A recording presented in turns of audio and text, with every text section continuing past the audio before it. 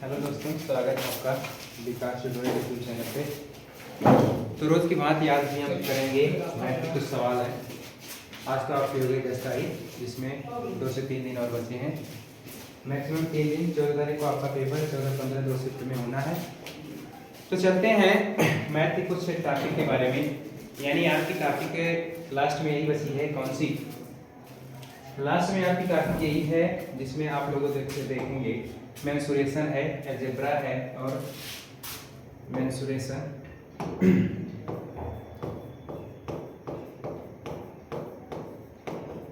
Mensuration हो गया। अंग्रेजी में आ जाओ थोड़ा सा।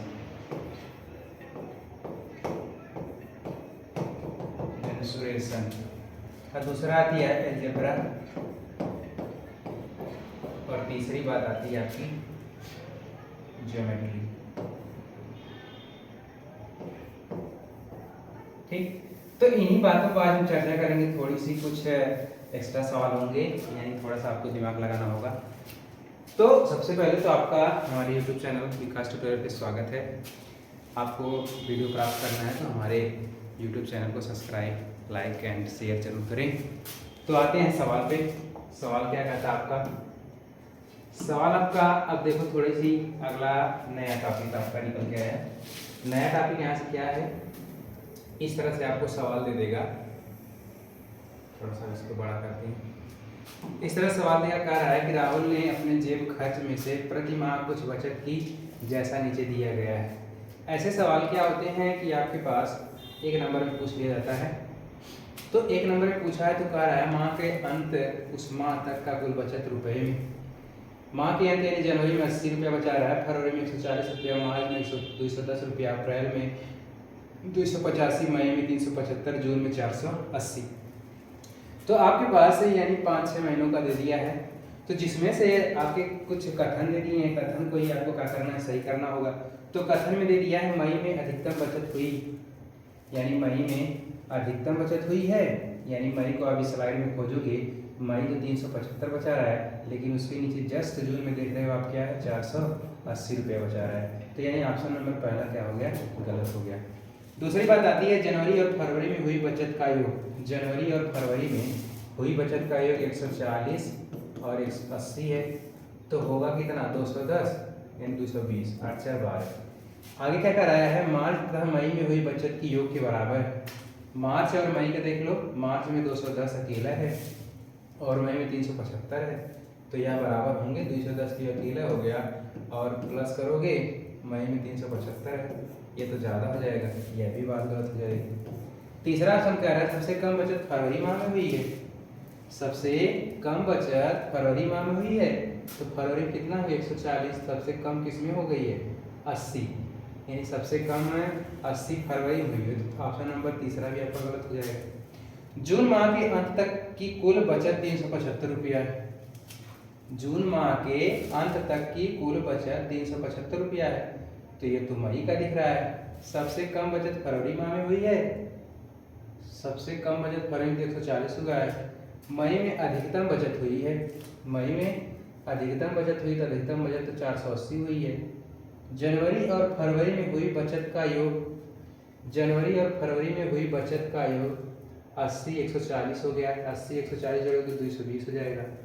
अच्छा, आगे क्या कर रहा है, मार्च तथा मई, मार्च में 210 है और मई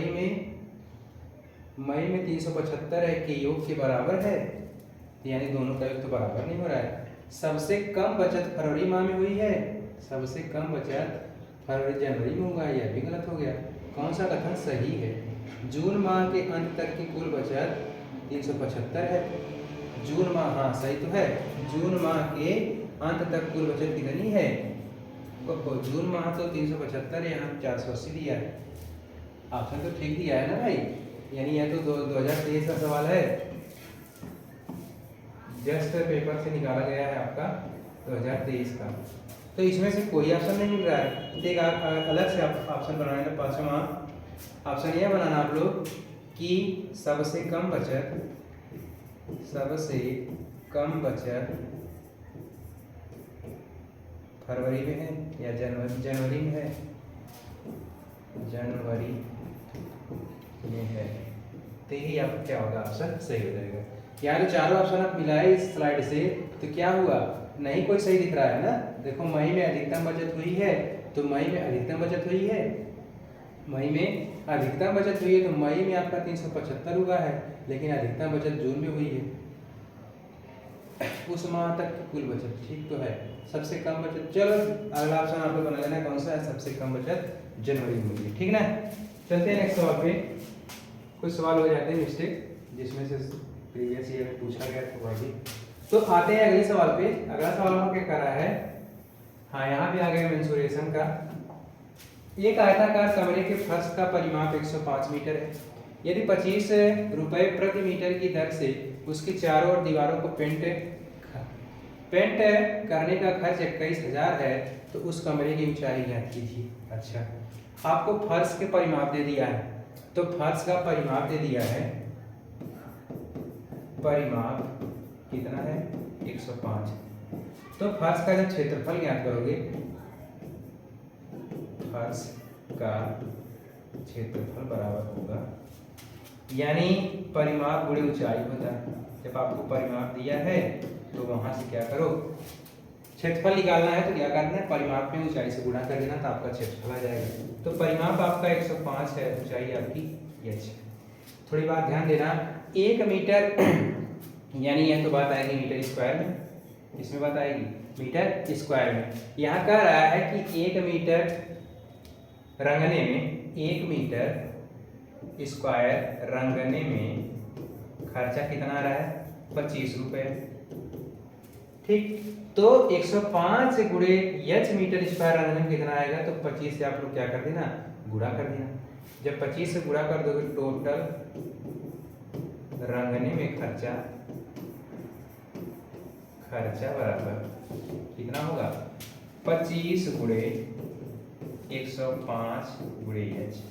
अब टोटल खर्चा दिया कितना है, 21,000 दे दिया है, बराबर 25 गुणे 105 गुणे h। अब आपको h का मान चाहिए, तो h को यहीं पे रहने दो और सब चीज़ों को उठा के ले आओ इसके पास। जब सब चीज़ों को उठा के इसके पास ले आओगे तो क्या मिलेगा, 21, यानी इसको कर सकते हो 210/100। अब 25 गुणे 105, ठीक। तो यहाँ से काट दो, 25 से को 100 होगा, 21 25 105 होगा, यहाँ 10 बचेगा, 5 दूनी 10 हो जाएगा, यानी h का मान क्या आ जाएगा, 8 मीटर आ जाएगा। h का मान कितना हो जाएगा, 8 मीटर।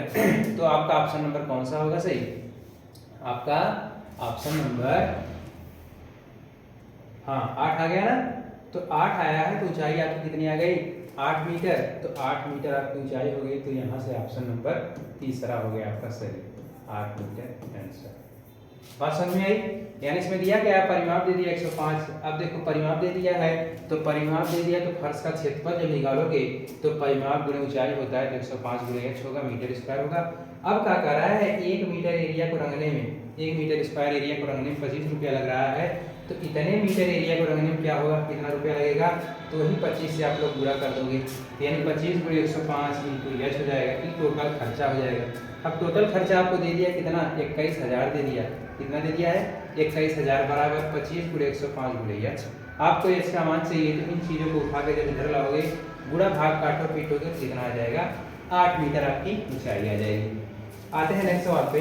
अगला सवाल आपको क्या कहता है, अगला सवाल कह रहा है कि एक समलंब की समांतर भुजाओं का योग। अच्छा, समलंब की बात आती है, समलंब आपका होता कैसे है, समलंब की परिभाषा जानते हो आप लोग, समलंब जिसकी दो भुजाएं क्या हों, समांतर हो, यानी दो भुजाएं समांतर हों, ऐसा त्रिभुज आपका कौन सा कहलाता है, समलंब चतुर्भुज कहलाता है।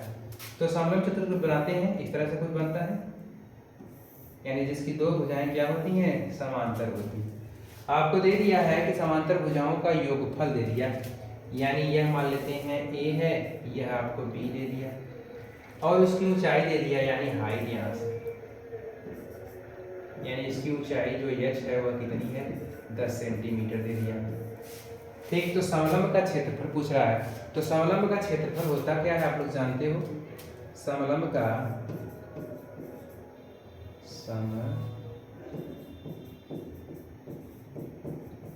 लंब का क्षेत्रफल बराबर होता है 1/2 समांतर भुजाओं का योग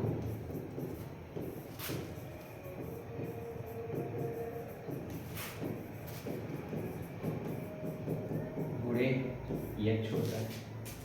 क्या होता है? समांतर भुजाओं का योग गुणे h होता है, यानी ऊंचाई होती है। तो आपके पास सब चीजें दे दिया, बस रख दो खाली। 1/2 करना होगा। समांतर भुजाएं आपकी a प्लस बी है बराबर गुणे h है। अब a प्लस बी का मान आपको पता है, a प्लस बी का मान कितना दे दिया? a प्लस बी बराबर 40 दे दिया। तो a प्लस बी के स्थान पे आप लोग 40 रखोगे तो आपके पास डायरेक्ट उत्तर आ जाएगा।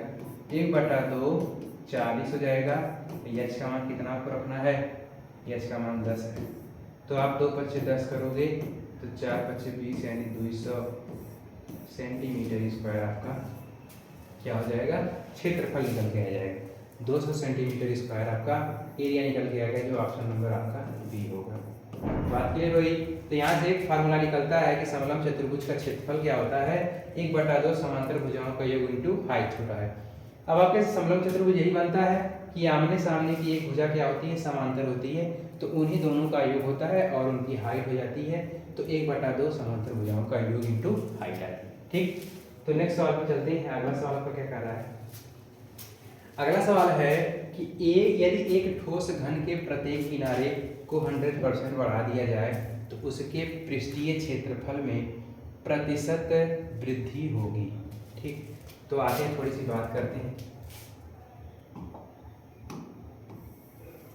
कह रहा है ना कि एक ठोस घन के प्रत्येक किनारे को 100% बढ़ा दिया जाए, यानी जब आपका साधारण घन था,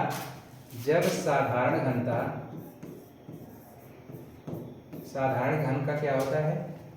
यानी साधारण घन मान लेते हैं उसकी भुजा x थी, यानी साधारण घन में भुजा उसकी क्या थी? भुजा बराबर x। ठीक, जब x थी तो इसका संपूर्ण पृष्ठ क्या आएगा? पृष्ठीय क्षेत्रफल क्या आएगा? भुजा यानी 6 गुणे भुजा का स्क्वायर होता है, यानी ts से जब निकालोगे तो ts से होता है 6 गुणे भुजा स्क्वायर। तो 6 गुणे भुजा की क्या है? x square. बात समझ आई? अच्छा, अब कह रहा है कि यदि प्रत्येक किनारों को 100% बढ़ा दिया जाए, यानी घन का प्रत्येक किनारा बराबर होता है। जब प्रत्येक किनारा बराबर होता है तो उसको 100% बढ़ाना है, यानी कोई चीज अपने में 100% होती है, यानी x क्या है अपने में? 100% है, उसको 100% और बढ़ाओगे तो उतना क्या करना होगा? और अलग से जोड़ना होगा। तो यानी भुजा आपकी पहले x थी, अब क्या करना होगा? वहां पे 100 भुजा को, यानी भुजा 100% वृद्धि करने पे, जब वृद्धि करोगे तो पहले आपकी थी x और उसमें 100% x और जोड़ना पड़ेगा, तो आपकी नई भुजा क्या निकल के आएगी? 2x आ जाएगी। ठीक, तो जब 2x आ जाएगी, अब इसका टोटल सरफेस एरिया निकालते हैं ts से। जब इसका टोटल सरफेस एरिया निकालोगे तो क्या होगा? 6 गुणे भुजा का स्क्वायर होता है तो 2x का होल स्क्वायर होगा। अच्छा, जब 2x का होल स्क्वायर होगा तो यहाँ से बात थोड़ी सी जानना आप लोग कि 6 गुणे 2x यानी बोले तो 4x स्क्वायर। अब यहाँ से जब आप भाग करोगे, गुणा करोगे 6 चौक को 24 आ जाएगा, 24x स्क्वायर होगा। अब आपके पास पहले आपकी भुजा क्या थी? पहले आपका टोटल सरफेस एरिया था 6x स्क्वायर, अब बढ़ के कितना हो गया? 24x square. तो कितना बढ़ा है? यानी यहाँ बात समझना थोड़ी सी। तो आपका पहले था, यानी पहले आपकी टोटल सरफेस एरिया थी 6x स्क्वायर। जब आपने भुजा में 100% बढ़ा दिया तब उसके टोटल सरफेस एरिया में कितने प्रतिशत की वृद्धि आई, वही आपको ज्ञात करना है। तो आपने 6x स्क्वायर आपका पहला वाला ts से था, फिर आपने उसमें 100% बढ़ाया तो 24x स्क्वायर हो गया। कितनी वृद्धि हो गई? 18%, यानी 18 वृद्धि हो गई। 6x स्क्वायर में 18x स्क्वायर जोड़ोगे तो क्या होगा? 24x स्क्वायर होगा। तो कितने की वृद्धि हुई? कितने से वृद्धि हुई है? 6x square. यानी पहले आपका था 6x स्क्वायर, बढ़ कितना हो गया? 24। कितना बढ़ा है? 18x square. कितने पे बढ़ा है? 6x स्क्वायर पे। तो इसको आप परसेंट में चेंज करते हो तो 100 से गुणा करते हो तो यह स्थिति आपकी परसेंट में आती है। अब x स्क्वायर से स्क्वायर कटेगा, 6 से 3 कटेगा, 3 बार जाएगी भाग, तो यहाँ से आ जाएगा आपका 300%। यानी पहले आपने x माना था उसका भुजा, तो उसका टीएस से आया था 6x स्क्वायर, फिर आपने 100% भुजा को बढ़ाया तो वहां से उसका टीएस से आया कितना 24x स्क्वायर। अब आप देख रहे हो पहले 6x था, बढ़ के कितना हो गया 24x, कितना बढ़ा है 18x स्क्वायर। कितने पे बढ़ा है 6x स्क्वायर पे। तो यहाँ से भिन्न का मान निकलेगा 3/1। अब 3/1 को जब प्रतिशत में चेंज करोगे तो 100 से क्या करते हैं गुणा करते हैं, जब 100 से गुणा करोगे तो वही 300% की वृद्धि आ जाती है। ठीक, अच्छा थोड़ी सी बात आज कर लेते हैं हम सूत्र के बारे में। सूत्र आपको पूछता है 2D 3D, 2D में 3D पूछता है तो उसमें घन पूछता है, घनाभ पूछता है, बेलन पूछता है, शंकु पूछता है, कुछ इन्हीं के बारे में आज चर्चा कर लेते हैं। अच्छा, पहले तो बात आती है घन की, थोड़ा सा आप लोग समझ लेना घन को। घन का आयतन क्या होता है, उसका कर्व सरफेस एरिया क्या होता है, टोटल सरफेस एरिया क्या होता है। फिर आपके पास अच्छा घन आ गया तो घन बनता कैसे है, इस तरह से बनता है। तो घन को इस तरह से बनाते हो तो घन में क्या होती है, कुछ लंबाई होती, कुछ चौड़ाई होती, कुछ ऊंचाई होती। तो सब तो बातें सेम होती है। चौड़ाई मान लेते हैं आपकी a है, ऊंचाई आपकी क्या है a है, और चौड़ाई भी आपकी क्या है a, यानी घन में सभी चीजें बराबर होती हैं। तो इसका आपके पास आयतन क्या निकल के आता है, देखो भाई 3D जितनी भी आकृतियां हैं उसको केवल आप ऑब्जर्व करते हो कि ऐसी हो सकती हैं इस हमारे डिजिटल बोर्ड पे। तो जब ऐसी हो सकती हैं तो इसका आयतन निकलता है, यानी यहाँ से बात ध्यान देना कि जितनी भी 3D आकृतियां होंगी उनका हम आयतन निकालते हैं, और जितनी भी 2D आकृतियां होती हैं उनका हम क्षेत्रफल निकालते हैं। तो आयतन आ गया, फिर वक्र पृष्ठ आ गया,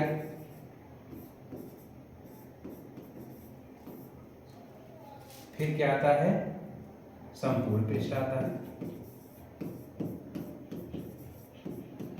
ठीक, तो यहाँ पे हम घन को थोड़ा समझेंगे। आयतन होता क्या है, भुजा का क्यूब कहते हो ना, क्या कहते हो, भुजा का क्यूब कहते हो।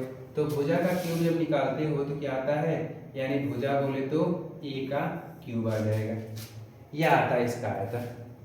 अब संपूर्ण पृष्ठ है, वक्र पृष्ठ क्या होता है, वक्र पृष्ठ होता है 4 गुणे भुजा का स्क्वायर, यानी 4a स्क्वायर हो जाएगा। अब तीसरी बात आती है संपूर्ण पृष्ठ। संपूर्ण पृष्ठ होता है 6a स्क्वायर। बात पर ध्यान देना आप लोग, यानी ऐसे सवाल पूछ दिए जाते हैं कि इसका आयतन, वक्र पृष्ठ, संपूर्ण पृष्ठ। तो आयतन होता है भुजा का क्यूब, वक्र पृष्ठ होता है 4a स्क्वायर, संपूर्ण पृष्ठ होता है 6a स्क्वायर। ठीक, अगली बात थोड़ा करते हैं घनाभ की। घनाभ होता क्या है, आयत के ऊपर अगर आयत आप रखते जाओगे तो जो भी आकृतियां बनेगी वह आपकी क्या कहलाने लगती हैं, घनाभ कहलाने लगती है। बात समझे, यानी इस तरह से जो आकृति बनेगी वह आपकी क्या होती है, घनाभ होती है। तो घनाभ में कुछ लंबाई होती है, कुछ चौड़ाई होती है, कुछ ऊंचाई होती है। तो ऊंचाई तो मान लेते हैं आपकी h है, क्या है h है, और इसका बेस है यानी लंबाई है, और इसकी चौड़ाई मान लेते हैं b है। ठीक, तो इसका आयतन निकालोगे, 2D 3D आकृति है, जब 3D आकृति है तो इसका कुछ आयतन होता है, तो यहां से आयतन होगा, फिर वक्र पृष्ठ होगा, फिर संपूर्ण पृष्ठ होगा। यही 3 चीज देखने को मिलेंगे। तो आयतन क्या होता है, आप डायरेक्ट कहते हो लंबाई गुणे चौड़ाई गुणे ऊंचाई। आयतन जब निकालते हो तो क्या कहते हो, लंबाई गुणे चौड़ाई L गुणे B गुणे H, लंबाई गुणे चौड़ाई गुणे ऊंचाई। अच्छा, जब आपके पास लंबाई गुणे चौड़ाई गुणे ऊंचाई आ गई तो आप निकालते हो क्या, वक्र पृष्ठ निकालते हो। जब वक्र पृष्ठ निकालते हो तो क्या आता है, जब वक्र पृष्ठ निकालोगे तो क्या आता है आपके पास, यहाँ जब वक्र पृष्ठ निकालते हो तो 2HL प्लस B आता है, यानी h आपकी क्या है, हाइट है, b आपकी l क्या है, आपकी लंबाई है यानी बेस है उसका, b आपकी चौड़ाई। ठीक, तो अगली बात आती है आपके पास संपूर्ण पृष्ठ होता क्या है, संपूर्ण पृष्ठ होता है 2LB plus BH plus HL।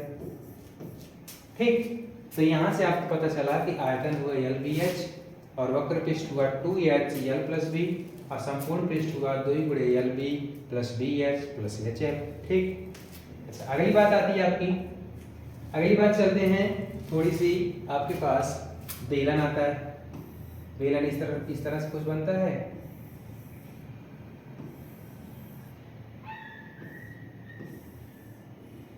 यानी इसकी त्रिज्या होती है R, इसकी ऊंचाई होती है H। ठीक, तो इसका भी आयतन निकालते हो आप, इसका आयतन निकालोगे, फिर इसका वक्र पृष्ठ निकालोगे, फिर इसका संपूर्ण पृष्ठ निकालोगे। ठीक, यही तीनों चीज आपको निकालना है। सब में जितनी भी आकृतियां होंगी सब में यही बातें करनी होगी। तो बेलन का आयतन होता क्या है, पाई आर स्क्वायर एच होता है। इसका वक्र पृष्ठ क्या होता है, 2 पाई आर एच होता है। और इसका संपूर्ण पृष्ठ होता है 2 पाई आर एच प्लस आर।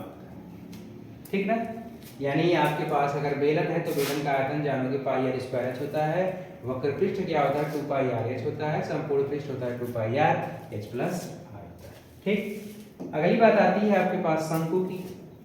तो शंकु होता कैसे, इस तरह से बनता है। तो शंकु में आपके पास कुछ तिर्यक लंबाई होती है, यानी तिर्यक लंबाई आप L बोलते हो और ऊंचाई आपकी H होती है, त्रिज्या आपकी R होती है।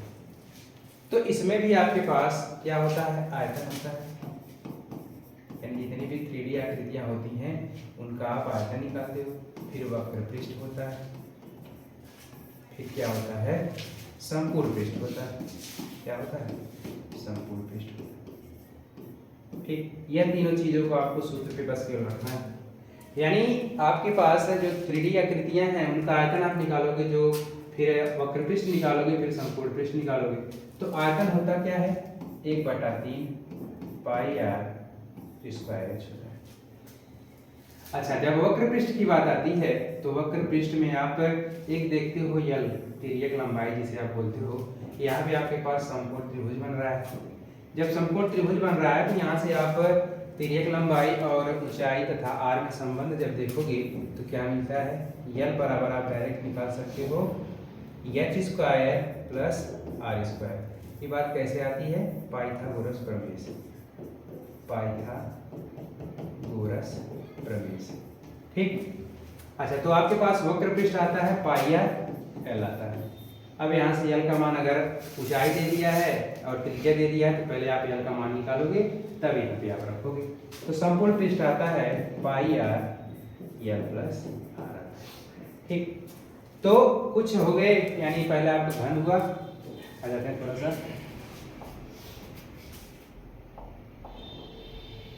हाँ घन से शुरुआत हुई, जिसमें से आप लोगों ने आयतन, वक्र पृष्ठ, संपूर्ण पृष्ठ देखा। तो A³ 4A स्क्वायर और 6A स्क्वायर होता है। अगली बात आपकी आती है घनाभ की। घनाभ में आता है आयतन, वक्र पृष्ठ, संपूर्ण पृष्ठ। तो आयतन आपका LBH होता है, जिसमें लंबाई, चौड़ाई, ऊंचाई है। और वक्र पृष्ठ होता है 2 गुणे H L प्लस B होता है। और वहीं पे संपूर्ण पृष्ठ जब देखोगे तो 2LB BH और HL होता है। अगली बात आपकी आती है बेलन की।